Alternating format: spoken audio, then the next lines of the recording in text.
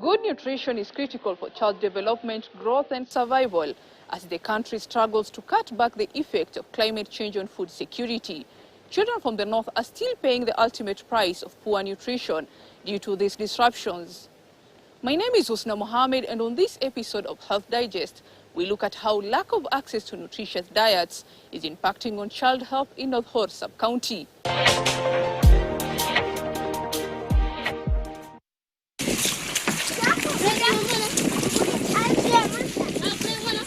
Not a drop of rain for 3 years in North Horr, Marsabit County.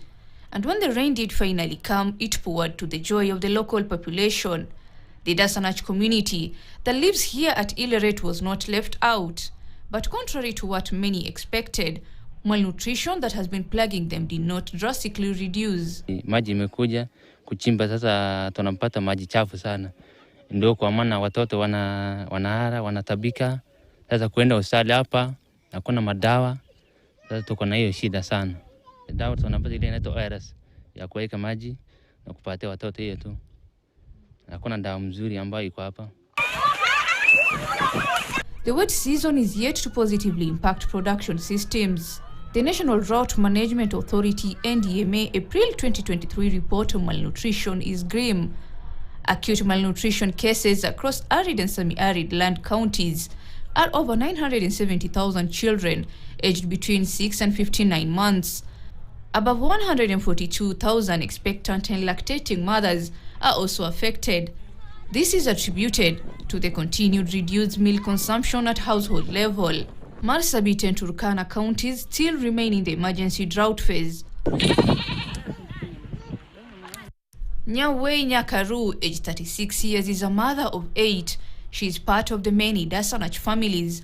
Her 3 children have battled kwashiorkor and marasmus, which are as a result of malnutrition. Pneumonia has also been stalking them. Her 5-year-old twin boys improved, but the 3-year-old daughter is yet to fully recover. I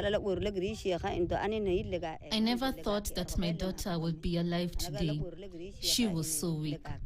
She has been a sick child since she was born, and I am taking her to the hospital, but she doesn't get necessary treatment. It's MSF that really helped her. She looked alive again. Na kuna watoto wenye tumewapeleka na wajai recover. Still huyo mtoto since last year alikuwa na shida ya diarrhea, vomiting, severe pneumonia, na akatibiwa. Baadaye akaanza kuwa na kwashiorkor na marasmus, akaweza kupata matibabu, lakini hali yake mpaka saizi bado hajapata matibabu vizuri. Mtoto bado ako malnourished. In March 2022, Doctors Without Borders, or MSF, responded to the crisis by training healthcare workers at Ileret Ward. This helped in the managing of the acute malnutrition situation. During this period, a third of the town's children under 5 years were under the malnutrition response program. It is in December 2022 that the MSF team left and the Ileret people were again left to battle it alone.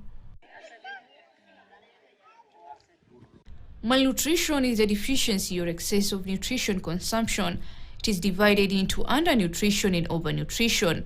Undernutrition is specifically caused by shortage of energy, vitamins, and minerals. On its part, overnutrition is caused by overconsumption of energy and micronutrients.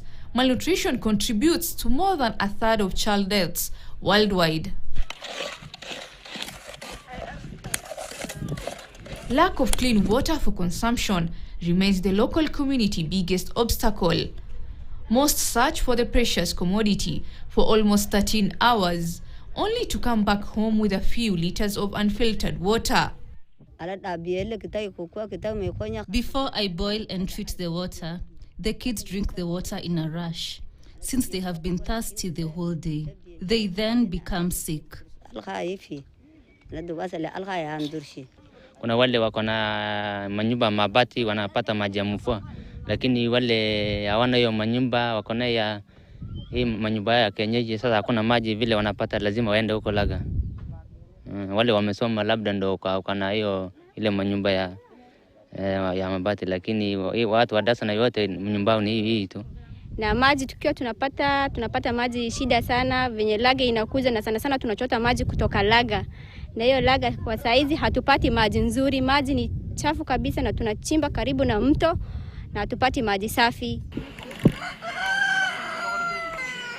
Nyawei had to walk for more than 6 kilometers to find a bottle of clean water for her youngest daughter.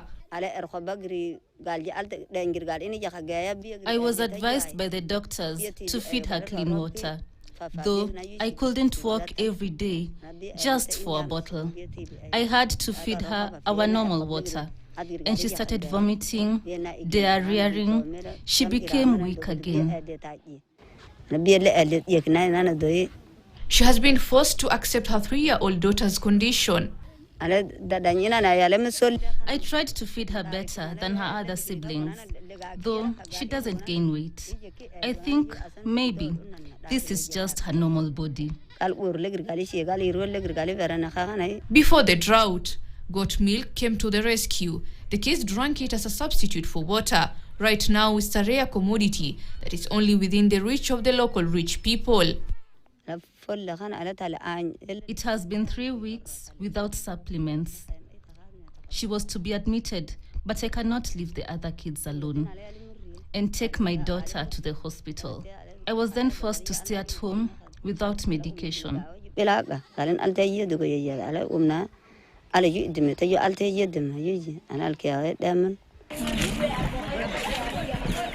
Luck was not on her side. Galui Rabate, she lost her granddaughter who had been left under her care after the death of her daughter.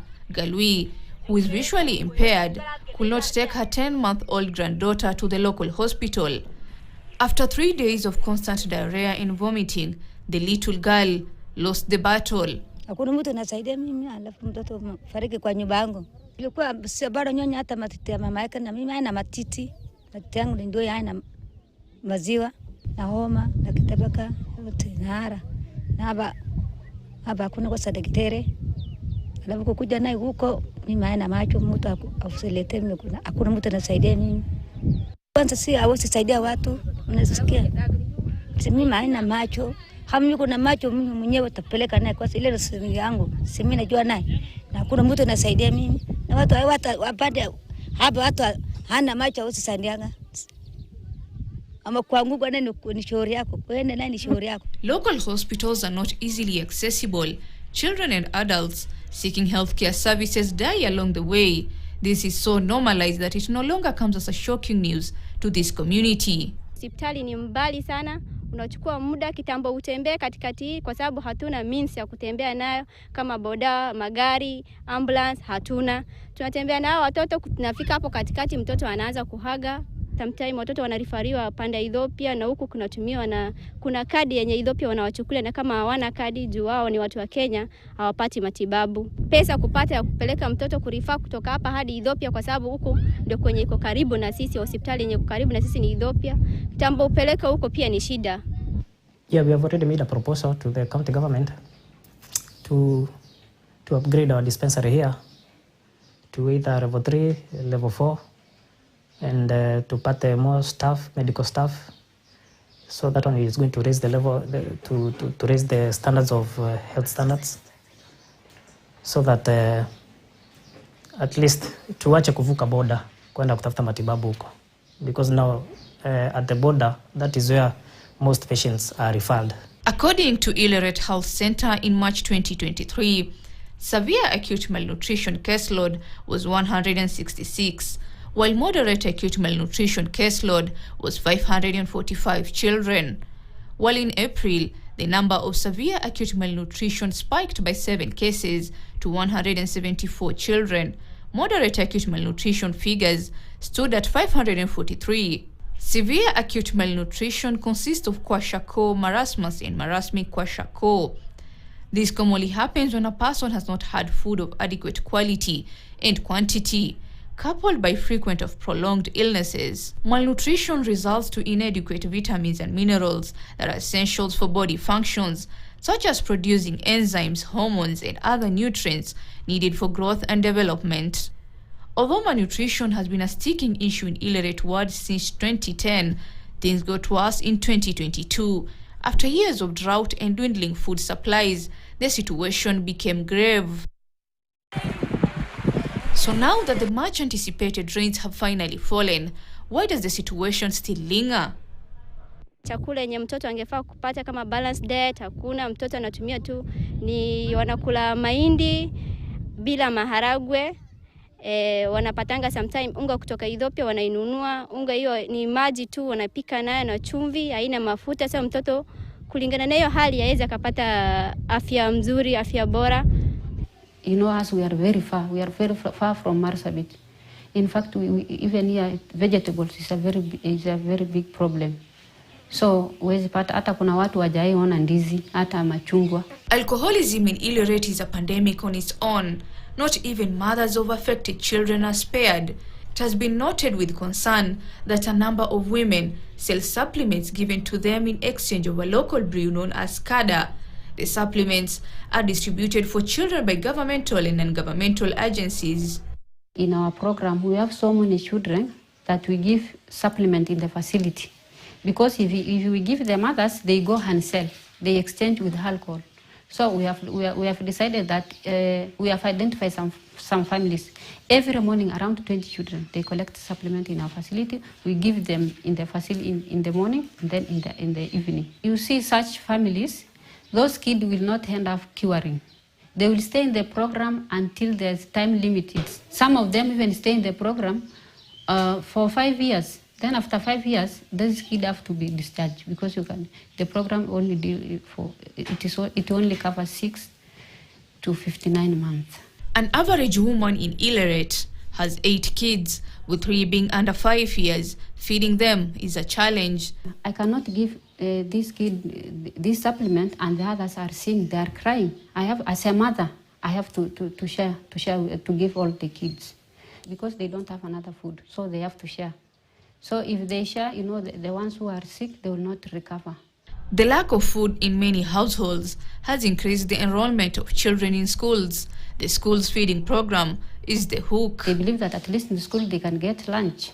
Yeah, and also it has improved a bit in our family planning measures because they are now saying if we deliver so many kids, what will you give the kids? So some of them are now coming for family planning. While clean water is a basic necessity for any community, this commodity remains a pipe dream for locals in Ileret. We have to tell the mothers to give these kids all those 5 sachets, and they have to give a lot of water. Yeah, so because sometimes if you give without water, most of them get diarrhea. For example, if you take 2 sachets, that thing is very thick. It has a lot of nutrient. So I believe it will end up taking water from your body. Yeah, so that is why even the kid himself, he will ask for water.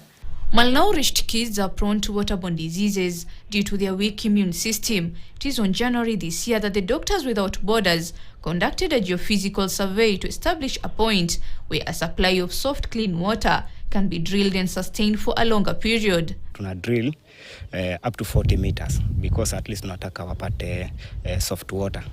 Tukienda zaidi ya 40 meters, itakuwa na chumvi nyingi ambayo sasa itakuwa suitable kwa community. And for each borehole, we put in place a committee. The committee is elected by the community and will train by MSF to manage the water point in the communities. The contractor will train inside the water point committee, and also MSF will give them a training to understand better how to resolve conflict, how to manage a water point together with the community.